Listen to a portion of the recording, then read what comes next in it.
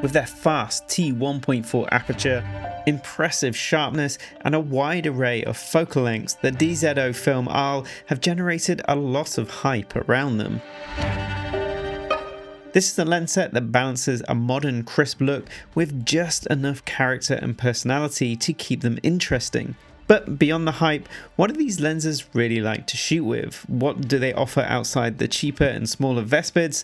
And how do they stack up against the new ultra affordable lens sets like the SIRUI VP1?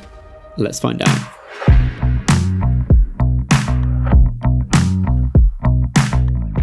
I was one of the first YouTube channels to feature the Arles about a year ago, and I love them, but I didn't get a lot of time with them, and I really wanted to revisit those lenses and do a sort of longer term, longer form, in-depth video on them. I've just shot a short artist portrait film on them. I would love you to go watch it. But I wanted to use that experience to help inform this video, share my experiences of using them, shooting in actual projects. Full disclosure, DZO did loan me these lenses for a long-term loan. Really appreciate that. It's given me a decent chance to properly test them. And they also very kindly gave me a small amount of budget to help support and cover expenses for the short doc projects. Now, I've owned the DZOFILM Vespids for about 3 to 4 years. I purchased them, before I even started doing YouTube. They're great lenses. They were my first set of CINE lenses, but they're not perfect, and there are things I don't love about them. So, they're a T2.1, so they're relatively fast, but I tend to find that, you have to stop down to around T2.8 to sort of clean them up a little bit. A little bit of chromatic aberration. It's quite sort of green, magenta-y, and, sometimes it's fine, sometimes it annoys me. For most of it, they're sharp enough. Definitely over the years when I've been comparing them to other lenses, I've noticed that, they do fall short on that front.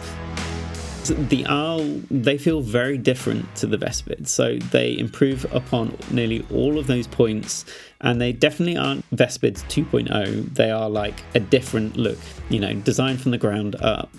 They are sharper, cleaner, they're faster. Potentially, I would say they have better build quality as well. They feel just a little bit more solid than my Vespid sets. They perform much better when shooting wide open on them, so there's not necessarily the need to sort of automatically stop down. Obviously, they do crisp up as you stop down. Because they are faster, you only have to stop down to about 1.8 to sort of get those benefits, whereas, on the Vespid, you're stopping down to T2.8. If you're using these lenses on cinema cameras, which, aren't necessarily massive low light performers, that extra wiggle room that you get with faster lenses is a massive benefit with lenses like the Arles. And the fact that there aren't necessarily any compromises when you are shooting wide open on other budget lens sets, if you dare to go, to those wide open apertures, then you have to sacrifice a lot of image quality, chromatic aberration, ghosting, flaring, that sort of stuff. Whereas the Arles, they're really well controlled and really well behaved when you're shooting wide open with them. Let's take a look at some side-by-side tests. We're going to compare the Arles to the Vespids, the Cooke SP3s, my Sigma Art 24-70, and then a couple of vintage lenses as well, including my 15mm Super Takumar. Pay particular attention to stuff like sharpness, the bokeh, and especially the quality of the out of focus texture, which does differ quite a lot between these different lenses. Whilst we're looking at these, I'm also going to tell you about today's sponsor, which is audio. I've been using audio for the last year, both in my professional projects and for YouTube. In fact, the music you're listening to now is from their library. When you're balancing a busy client and YouTube schedule, time really does matter, which is why I particularly love the different search tools available on audio. If you find a track you like, you can quickly find others that are similar. They've got link match AI, which means you can paste a link from YouTube or Spotify, and audio will automatically curate a selection of similar tracks from their library. They've also got Hans AI, which I've been using a lot over the last few months. So this is an AI search assistant, and you can provide it with prompts to help find tracks for, like a particular scene or a specific mood. Obviously, all the tracks in their library are cleared for use. You can split tracks up into individual stems and instruments, and they've also got a great sound effects library too. The best bit, if you use my code PROSSER70, then you'll get a crazy 70% discount off your first year of a pro plan.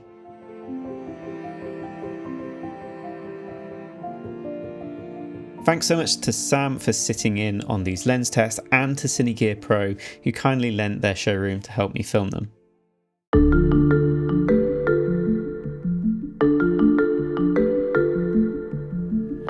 So I shot this short doc with my friend Hayne, a London-based artist and bookmaker. I'd really love you to go check out the full thing. I shot it on my Komodo. I put the EF mounts on the Arles, and I speed boosted the lenses because I wanted to get a full frame equivalent on these lenses. I wanted to experience the full image circle of the lenses. I'm used to shooting on lenses with character. I like vintage lenses. That's why I bought the Vespids, because, you know, they had a bit of character. They weren't super clean and modern. So I was a little bit apprehensive about shooting this project on something like the Arles. They're very clean, but they're not aggressively sharp or harsh. They don't really bite in the way that my Sigma art lenses do. A lot of character to these, like I really love the out of focus texture. Like there is a hint of blooming in the highlights sometimes. Focus area has texture, there's nice bokeh. You know, there is just a hint of chromatic aberration, which I think adds again to the character of it, but nothing noticeable, certainly not on the level of the Vespids. And again, probably because I'm using my speed booster, some of that CA is probably amplified a little bit. And in terms of focal length, so obviously like the 40mm is just such a great middle ground. Really nice focal length between 35 and a 50, you know, whereas a 50 can be a little bit too compressed and 35 can sometimes feel a little bit too wide. I think like if you were just to get one lens to start you off, you could pick up the 40mm and you could easily shoot a whole project on that. It's got a good close focus, so it allows you know to move around and get full coverage of your project if you wanted to. But it was great having this full set. I made sure I shot on all the focal length. I tend to favour shooting handheld a lot, so I had to, you know, slow down and put the camera on the tripod. It allowed me to complete a sequence by shooting on the full range of focal lengths. And I also just took a bit of time and lit this particular scene as well, just to make it look a little bit nicer and to sort of highlight Hayne a little bit more.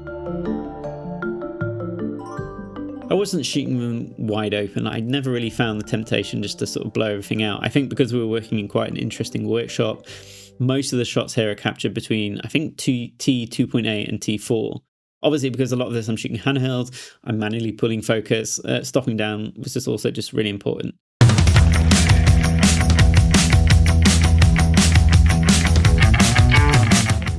Oh my goodness, I love the 14mm. A lot of the time on the wider focal lengths, you tend to have to make a few sacrifices, and I think the only thing you'd sacrifice on this lens is the fact that it's a 1.9 rather than a 1.4, and maybe that there are no filter threads on this lens compared to others, so you will have to use the matte box or rear lens ND if you want to control exposure. But I found I'd just stop down on this lens anyway to around T2.8 and T4. But this lens was so good, it encouraged me to move around with my camera.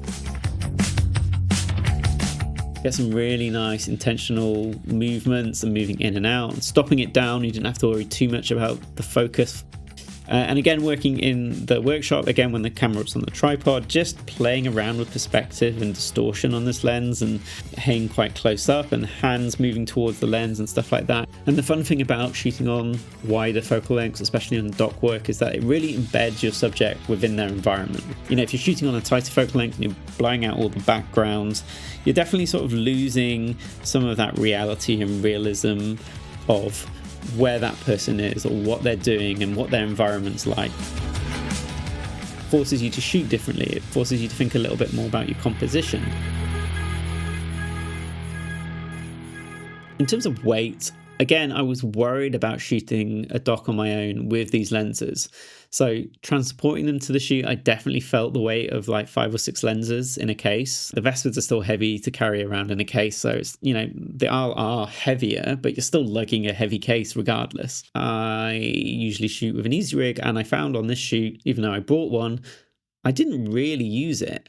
And that was just because I really liked the way that the Arles balance on the Komodo. It felt like a really well balanced camera package. So overall, I really like the balance of sharpness and contrast on these lenses. I don't find them too sharp. I don't find them overwhelmingly harsh on people. And I think they just offer this really nice, interesting balance between, yeah, a nice, clean, modern look for sure, but still pushing a bit of warmth, a bit of highlight blooming, a bit of texture into the way that they render images.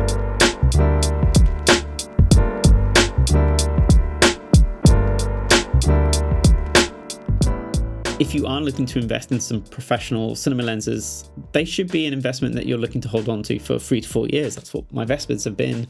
They've transitioned across multiple camera systems.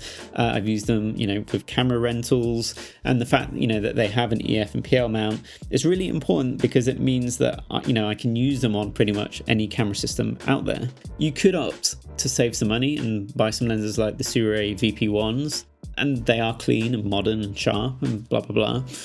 But when I shot those lenses, they just weren't that interesting. I didn't feel inspired by them.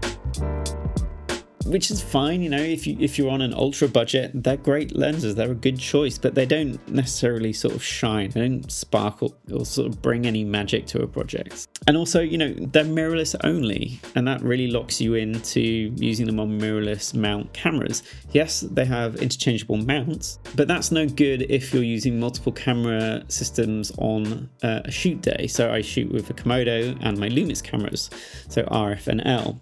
If I want to take, the 25 from my Lumix camera and put it on my Komodo mid-shoot, I can't do that with mirrorless only mount lenses because you'd have to then stop and change the lens mounts. With more professional lens sets that come in like PL mounts or EF mounts, it's much easier just to have an adapter sit on your camera and then to move lenses between cameras. Looking at the VP1s as an example, they only release in 3 focal lengths. We have no idea when they're going to release more. We don't have any idea what they're going to release, how well they'll match with the rest of the existing lenses. The ARL obviously launched with a full range of focal lengths, so you can buy an A set or a B set, you can buy a full set, or you can pick and choose focal lengths that are right for you. And I think personally that's very important. So in terms of like lens sets that actually compete with the ARL, you've got the Vespids. We've sort of mentioned the reasons why, the ARL are a step up from those. You've got the upcoming Nisi Auroras.